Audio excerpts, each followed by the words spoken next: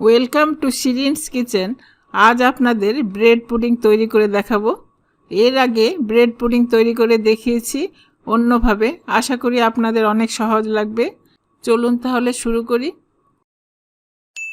Bread pudding তৈরি করার জন্য এখানে 3 কাপ রেগুলার মিল্ক নিয়ে জাল দিয়ে একটু ঘন করে 2.5 কাপ করে নিচ্ছি।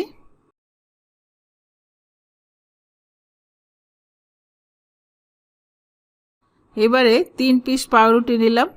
পাউরুটির চারপাশ কেটে নিচ্ছি।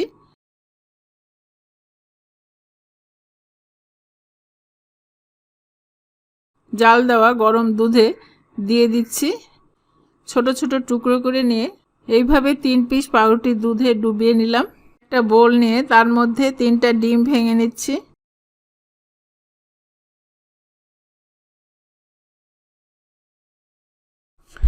এক চিমটি লবণ দিচ্ছি। একটা হুইস্ক দিয়ে ফেটিয়ে নিচ্ছি। 3/4 চা চামচ ভ্যানিলা এসেন্স আর দিচ্ছি হাফ কাপ চিনি। চিনি ধীরে ধীরে মিশাবো।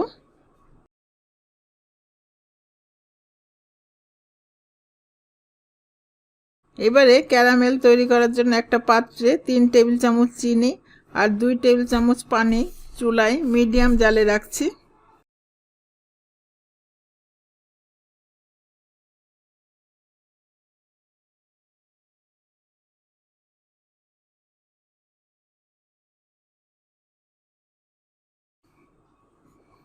গোল্ডেন কালার হয়ে গেছে। এবার পানিতে দিয়ে দিচ্ছি, তাহলে চিনি বেশি ডিপ হতে পারবে না।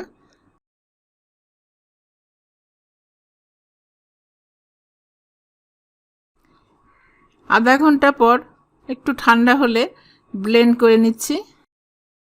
এটা কাঁটা চামচ দিয়েও নেড়ে নিতে পারেন।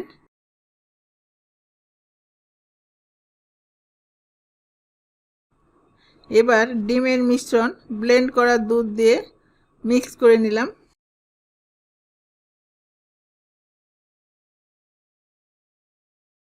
স্ট্রেনারে ছেঁকে নিচ্ছি।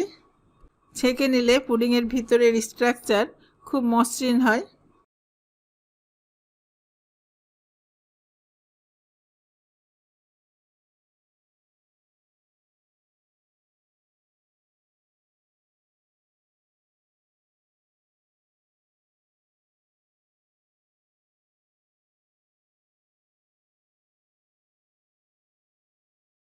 কনসিস্টেন্সিটা এরকম হবে।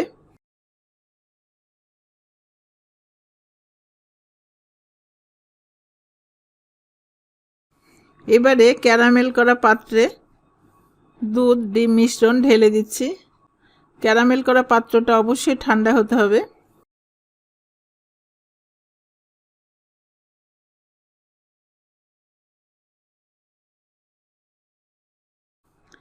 আপনারা ইচ্ছা করলে ঢাকনা ব্যবহার করতে পারেন।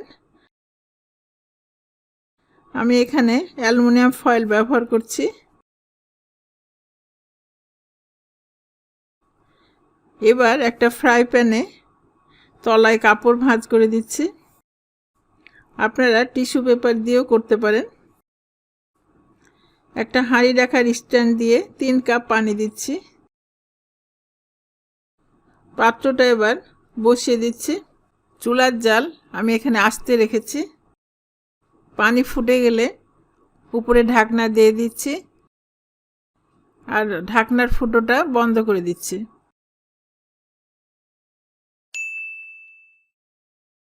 35 মিনিট পর ঢাকনা খুলে দেখছি। একটা শাসলিকের কাঠি দিয়ে চেক করছি, কিছুই লাগেনি, তার মানে পুডিংটা হয়ে গেছে। এবার চুলা বন্ধ করে দিচ্ছি।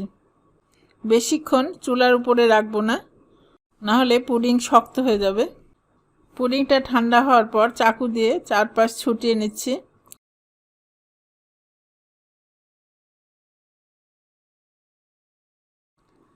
ঢেলে নিলাম।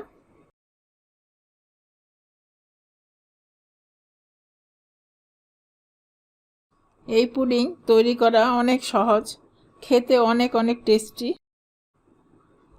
কেটে দেখাচ্ছি, ভিতরটা নরম এবং খুবই মসৃণ হয়েছে। আশা করি আপনাদের উপকারে আসবে। আপনারা সবাই ভালো থাকেন। আল্লাহ হাফেজ।